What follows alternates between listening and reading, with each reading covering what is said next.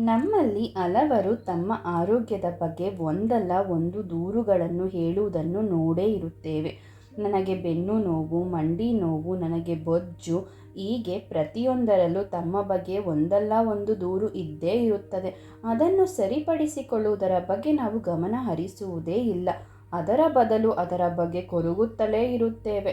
ಎಲ್ಲ ಸಮಸ್ಯೆಗಳಿಗೂ ಪರಿಹಾರ ನಮ್ಮ ಬಳಿ ಇದ್ದೇ ಇದೆ. ನಮ್ಮ ಆರೋಗ್ಯ ನಮ್ಮ ಕೈಯಲ್ಲೇ ಇದೆ. ನಮ್ಮ ಜೀವನ ನಮ್ಮ ಕೈಯಲ್ಲಿದೆ.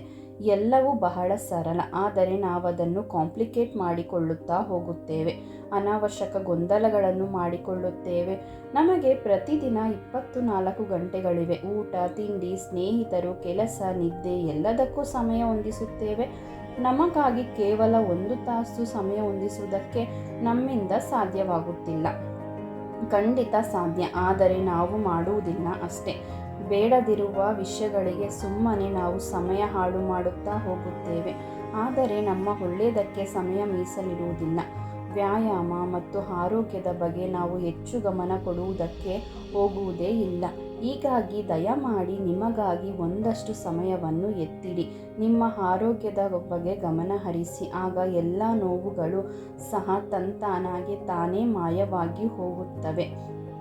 ಧನ್ಯವಾದಗಳು.